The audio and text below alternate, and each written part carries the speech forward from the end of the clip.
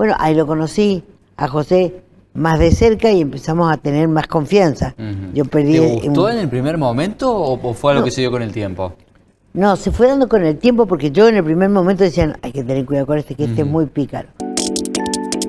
¿Cómo es Olga Miguel Siciliano como yerno?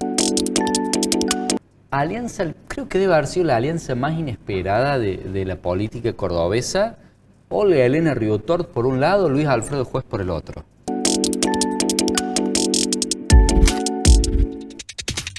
Hola, ¿qué tal? ¿Cómo están? Buenas noches, bienvenidos a un nuevo programa de Meridiano 64. Lo arrancamos en nuestra sección del Living.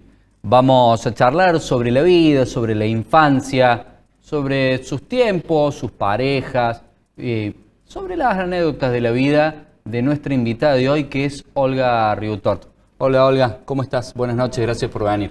No, gracias a usted por la invitación. Un placer recibirte. Bueno, te hemos tenido muchas veces en nuestro programa a lo largo de nuestras 15 temporadas, pero esta vez va a ser diferente porque vamos a hablar de tu vida, no de la parte política. Vamos a meter algo de política, obvio, pero te vamos a preguntar de todo. Contanos, Olga, cómo fue tu infancia y no naciste en Córdoba, ¿cierto?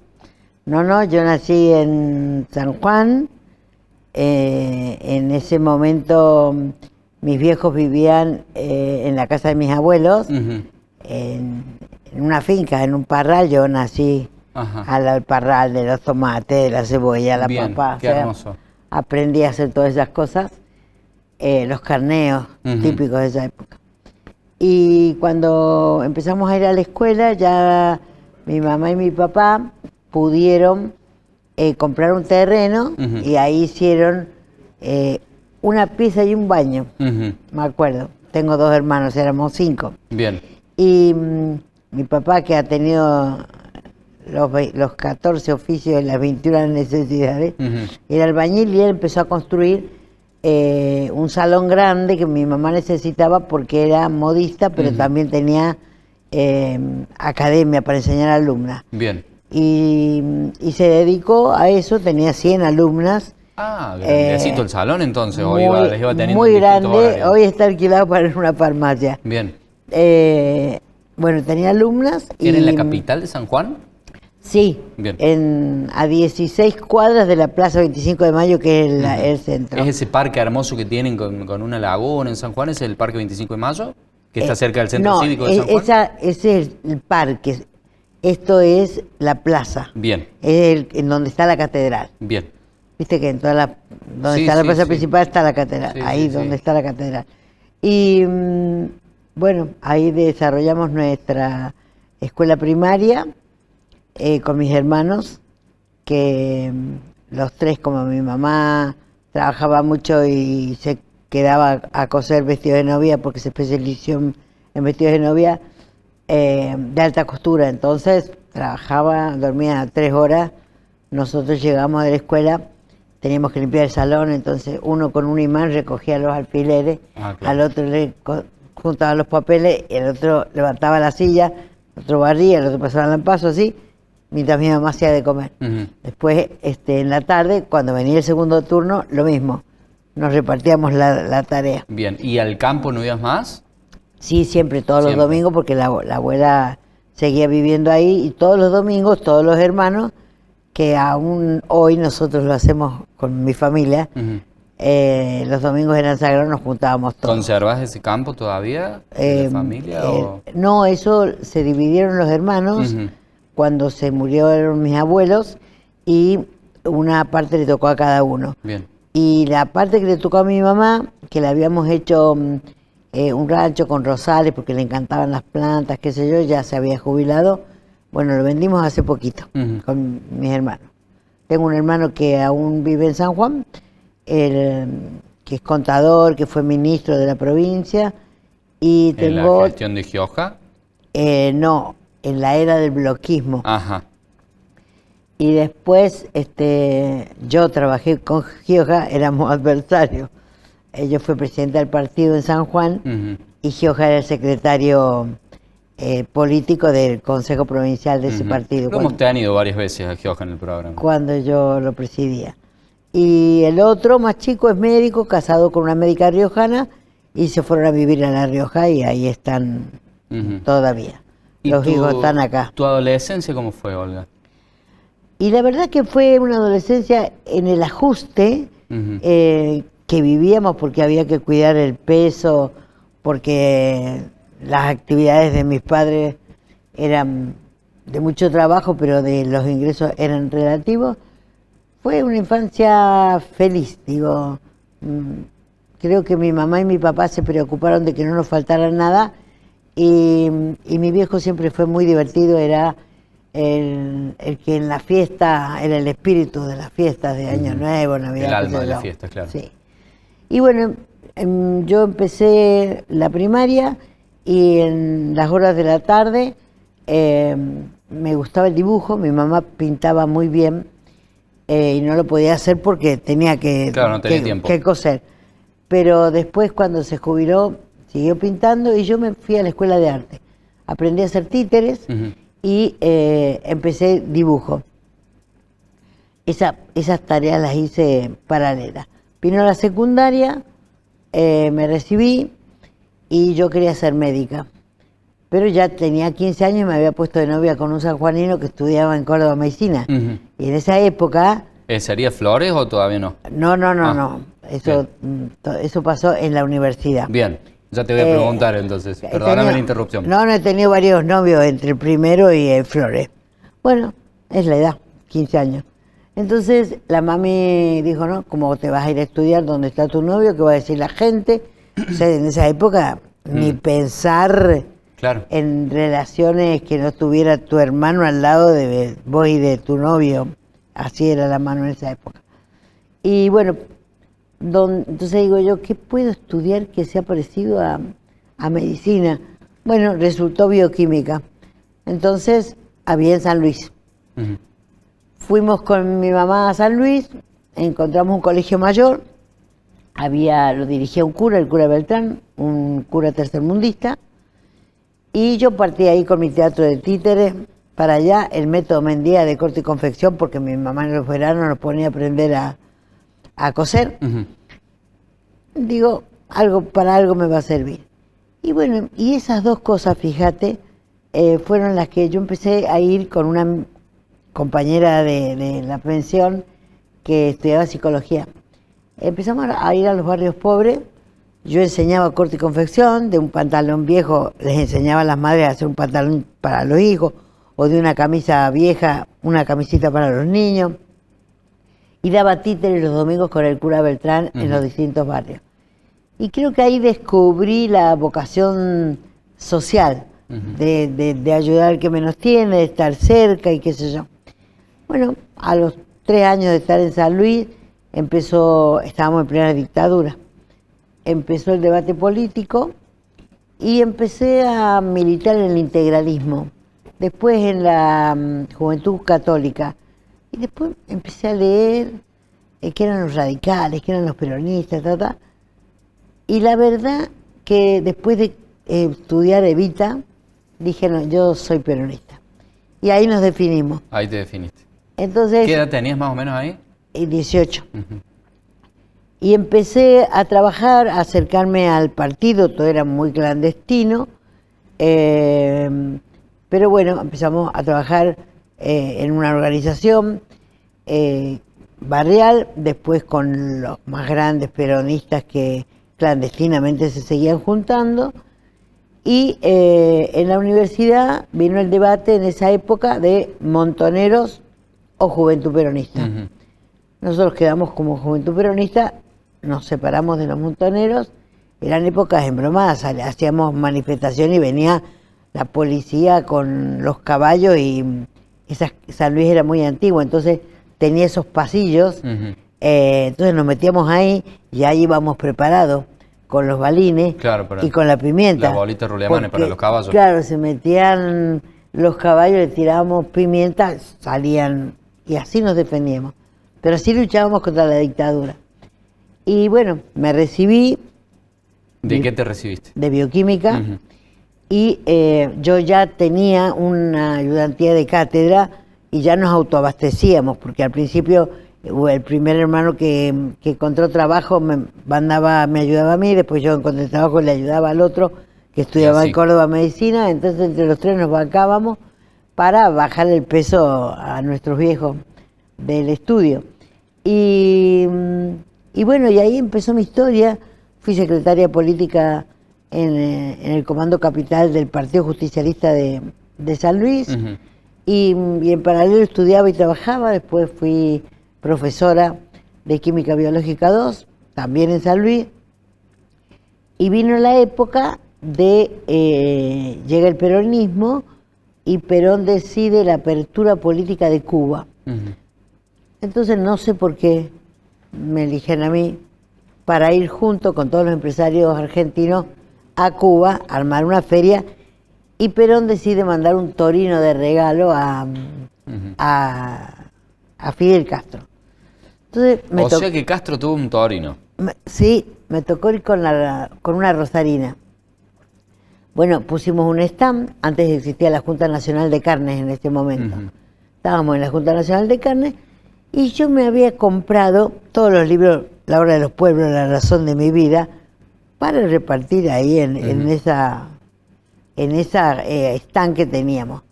Bueno, estábamos en el stand, empezábamos a recorrer Cuba y nos enteramos de los CDR, que eran los comités de manzana, en donde había uno en la manzana que llevaba la información de qué pasaba en toda la manzana. Lo que serían las manzaneras de la política peronista nuestra, una cosa así.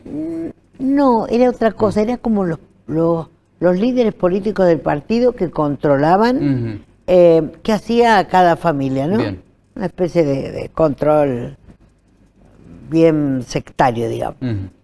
Nos agarraron, que andábamos visitando nosotros a la gente para darle los libros de la creencia nuestra, hasta que un día nos pararon y dijeron: ustedes no pueden repartir ningún libro acá, no se mueven del stand. Bueno, ahí volvimos al stand, no nos movimos más. Va que se muere Perón, estando nosotros en esa misión comercial allá. O sea que te agarró eso en julio del 74 a vos. Exactamente. Bien. El 1 de julio se muere Perón del 74, estábamos allá. Imagínate, éramos de la Juventud Peronista, en un stand, no teníamos un mango, y los charters, porque lo único que entraba era la aviación cubana o los charters del acuerdo para la apertura del bloqueo. Se empezaron a venir todos los empresarios, la gente importante, qué sé yo, y nosotros nos quedábamos sin poder viajar y éramos los últimos orejones del tarro. Claro. El jefe de aerolínea en ese momento dice: las voy a mandar a México, y en México vamos a ver qué conexión hacemos. Llegamos a México, nunca me voy a olvidar, teníamos $2. ¿Y qué hacíamos? Y nadie nos daba plata, nadie nada, y no conseguíamos el avión, así que decidimos ir a donde iban los lustrabotas. Entonces comían por 20 centavos una tortillita y un café bien puro. Hacíamos eso y dormíamos en la catedral. Eso nos pasó 2 días. El tercer día nos consiguieron el vuelo y vinimos. Bien. Para mí era como que se hubiera muerto mi papá. Bueno, la cosa importante en Cuba fue que cuando fuimos a entregar el auto a Fidel Castro fue muy emocionante. Obvio. Y ¿tuviste la oportunidad de conocer esa colección de autos que tenía él o no? No, nos llevaron a un lugar en donde estaba él, estaba la delegación oficial de la Junta Nacional de Carnes, y nosotros ahí como parte, pero a todos nos hicieron firmar un libro con un pensamiento, que me encantaría algún día encontrar ese libro de qué habré escrito, porque no me acuerdo qué escribí en esa época ahí. Bueno, llegamos a Buenos Aires, lo primero que hicimos con mi compañera era ir a la tumba de Perón, lloramos como locos. La historia era que para irme a Cuba yo llegué a San Juan a buscar ropa, y le dije a mi mamá, mi papá no estaba, mi papá se había ido a buscar fortuna a Estados Unidos.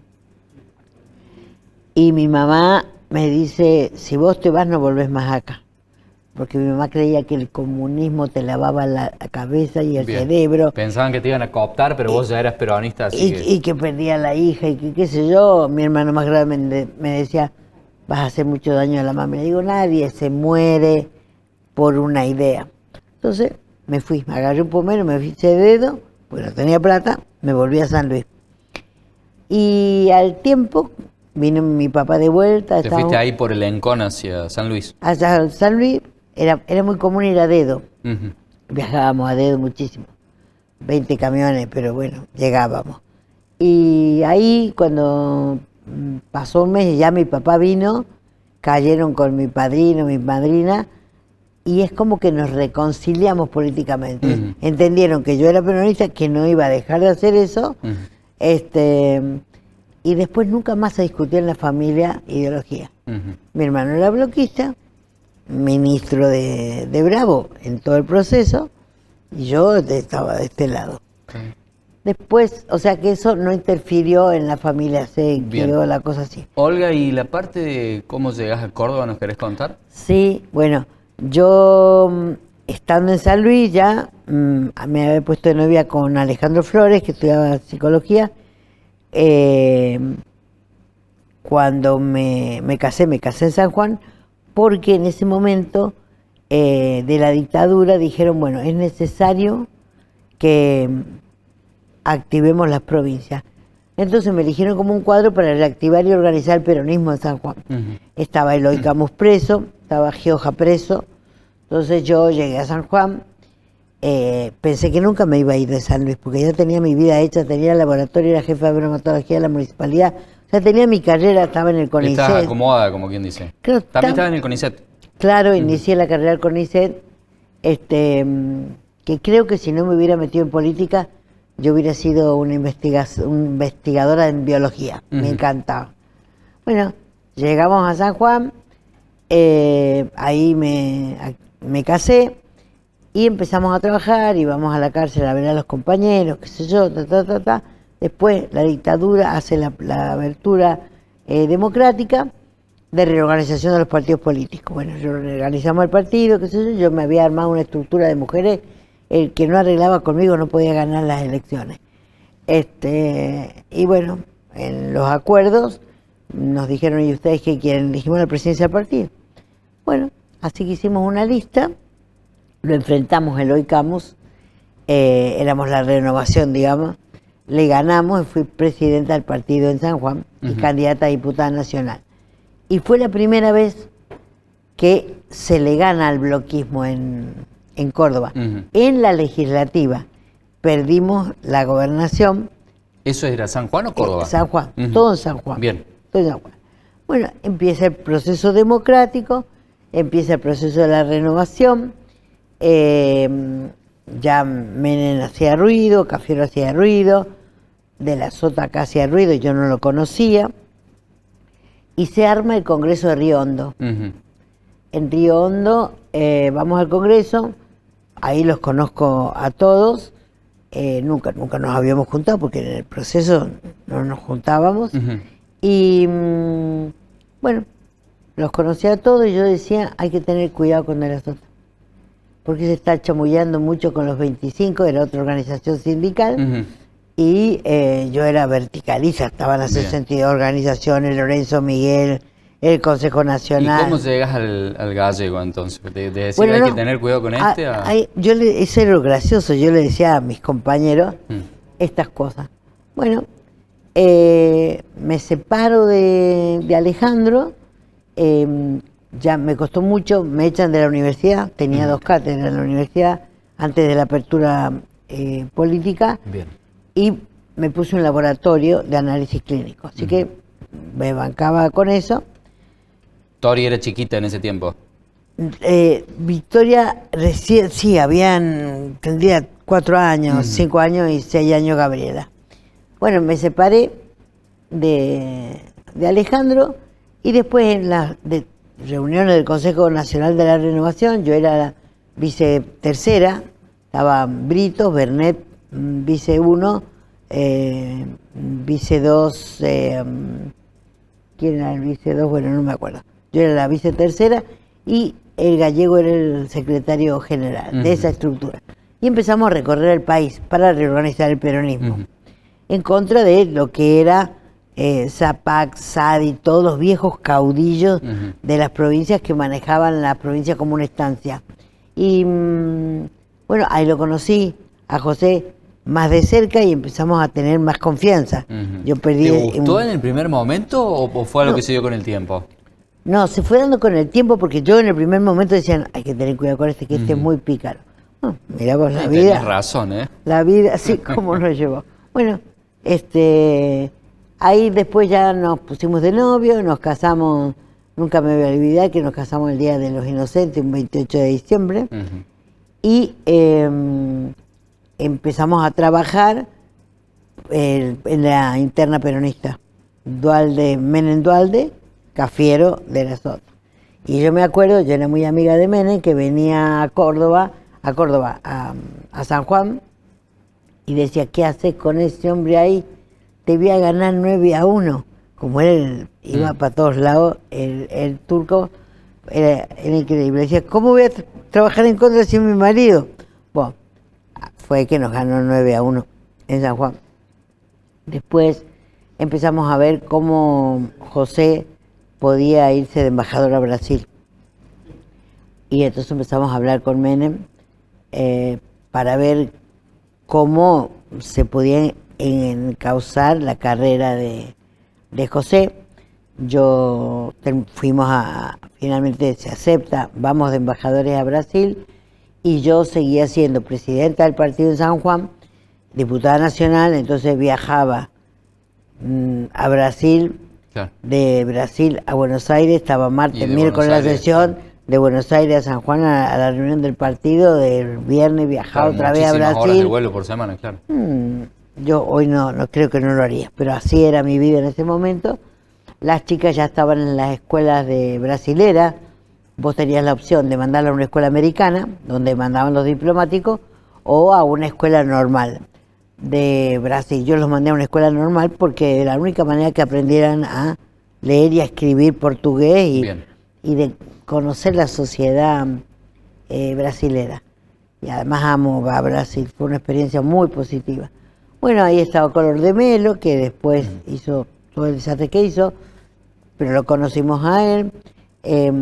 Con el segundo presidente trabajamos mucho, hicimos la apertura económica, fueron los empresarios, recorrimos Brasil con todos los empresarios argentinos, mostrando todos los productos, o sea que fue muy buena y muy enriquecedora. ¿Y tenías relación con Menem también? Sí, porque yo era la que era amiga de Menem, era yo, porque bueno, La Rioja y San Juan eran dos cosas juntas. ¿Qué recuerdo te queda algo de Menem? No sé si viste la serie, ¿te parece que está bien La hecha? serie no la vi porque vi los cortos y vi todos los comentarios y digo, esto tiene muy poco que ver con la realidad, excepto cosas puntuales. Bien. Que era mujeriego, que se puso de novio con, ¿cómo se llama la chica del tapado? La de la OCDE, la María Julia. Sí. Todas esas cosas sí fueron. Pero creo que la serie no muestra la... Bueno, tuvo unas cuantas novias, ¿no? Muchísimas, claro. Era muy mujeriego, muy seductor. Pero ninguno, con los que la vieron, no me contaban las cosas que yo me dolían. Yo era diputada nacional, me acuerdo, cuando él era presidente, y era presidenta de la Comisión de Obras Públicas. Y lo que yo renegaba cuando entró la ley de reforma del Estado de Dromi, y que yo veía que iban a destruir todos los ferrocarriles, lo íbamos a regalar por un lobby americano de reemplazarlo por camiones, pues te imaginarás que en el mundo nadie destruye ferrocarriles, al revés, es el primer flete más barato, después sigue lo que es por agua y de todavía último estamos sigue como estamos por eso, ¿no? Claro, para mí fue el peor error de todos los que hubo aciertos, pero eso fue espantoso. Bueno, entonces, como yo venía... Que ahí también San Juan se queda sin tren. Todas las provincias, Córdoba, escúchame, vos pasás por donde está el tren y hay un parque de niños ahora. Sí. Fue terrible, eso fue terrible, pero estaba así. Y yo me acuerdo que Manzano, Chupete Manzano que le decíamos, y Dromi, cada día que pasaba iban a la comisión, me miraban si es que le había cambiado yo algo al dictamen de la comisión, porque obviamente estábamos en minoría. Los únicos que estábamos de acuerdo en Córdoba, yo por San Juan y en Córdoba estaba Badrán, en contra de eso. Badrán. El turco Badrán. Éramos los dos que estábamos en contra, pero teníamos todos a favor de la reforma de Dromi. Así que, bueno, de eso me acuerdo bastante, fue para mí el error peor que pudo haber cometido. Después, por algunas... ¿Y al gringo Schiaretti cuándo lo conoces, Olga? Y después que estábamos en el gobierno acá, vinimos acá, José fue senador. ¿No lo conociste en los tiempos que él estaba con Cavallo ni nada? No, porque el grupo nuestro con De la Sota era Carbonetti, Montoya, Olivero, Caserio, ¿cómo se llama el compañero de Río Cuarto? Que ya no, Rollero, de Río Cuarto. Pero ¿Humberto Rollero era? Humberto Rollero. Schiaretti no formaba parte del grupo que peleó para llegar al gobierno de Córdoba. Bueno, fue senador. Yo en esa época, mientras él era senador, pusimos una estación de servicio en La Carlota, así que me transformé en estacionera. ¿Eso es con el Turco Badrán, la estación de servicio, o con José? Bueno, José, éramos 6 socios.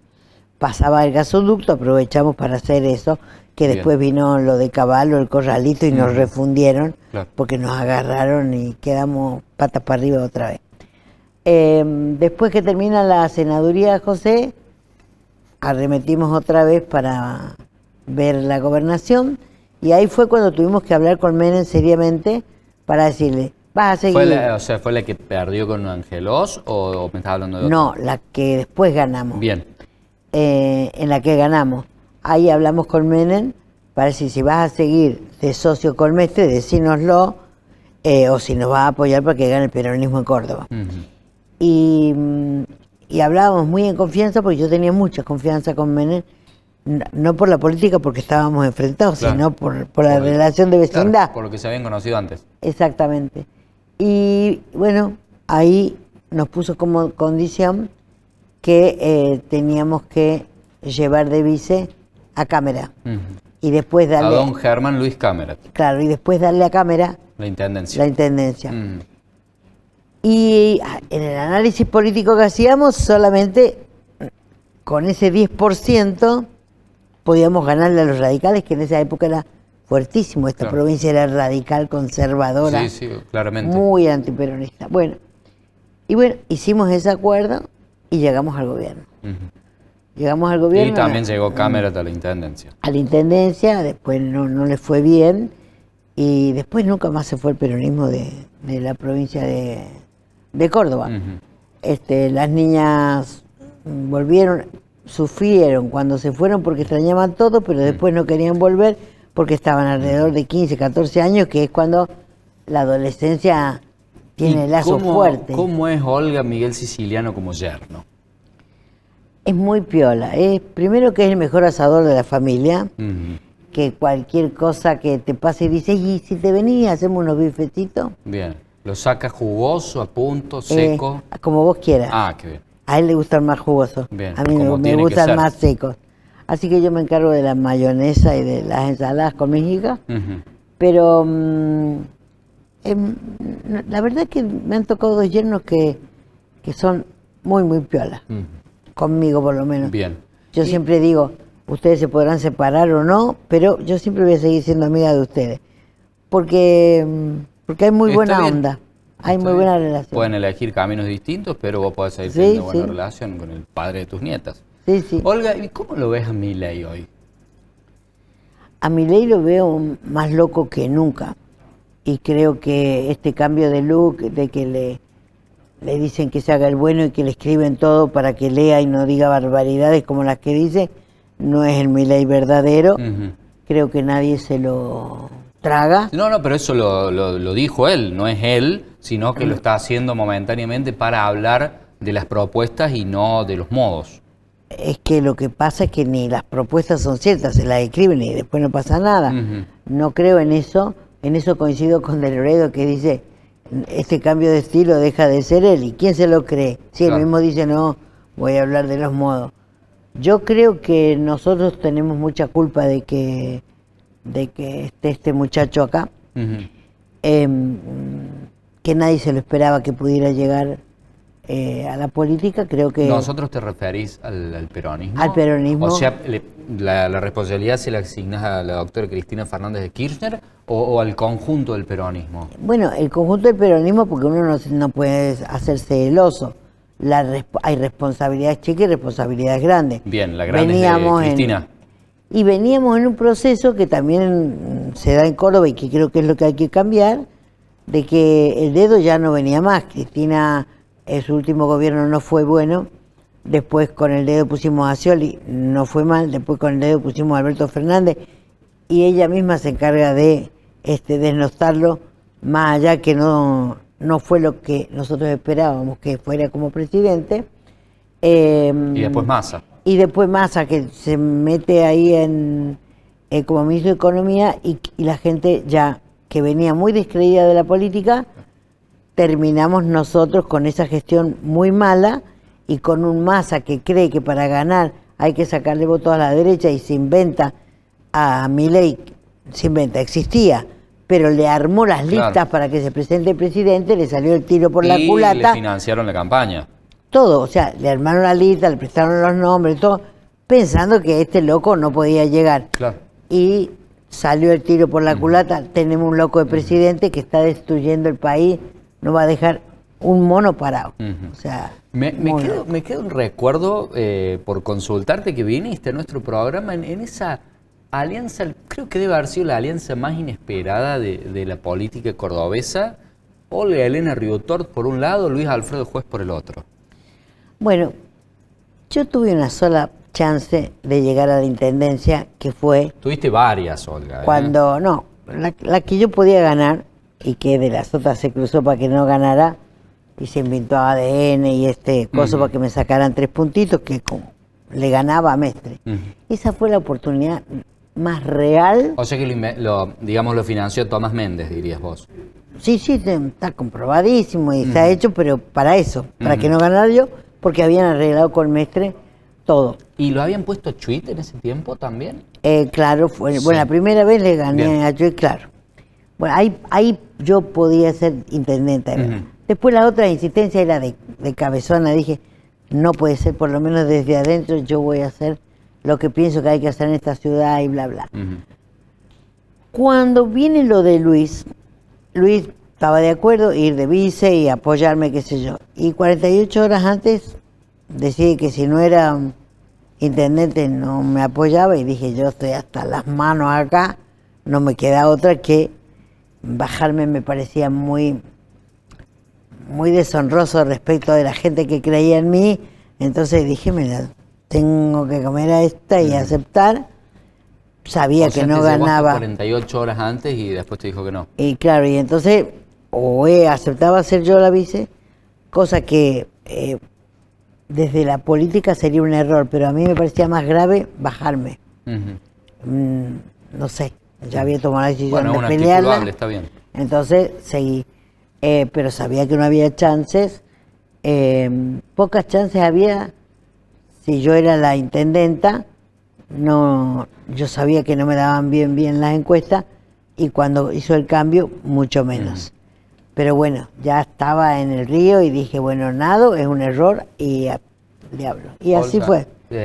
Nos hemos quedado sin tiempo, pero ha sido un gusto esta charla. No, ha sido un gusto recibirte y te dejamos las puertas abiertas, obviamente, para otra oportunidad. Ha sido un placer tenerte acá. Bueno, para mí igual. Hacemos una muy breve pausa. Antes de irnos, le agradecemos por la ropa a la gente de Divo. Ya volvemos.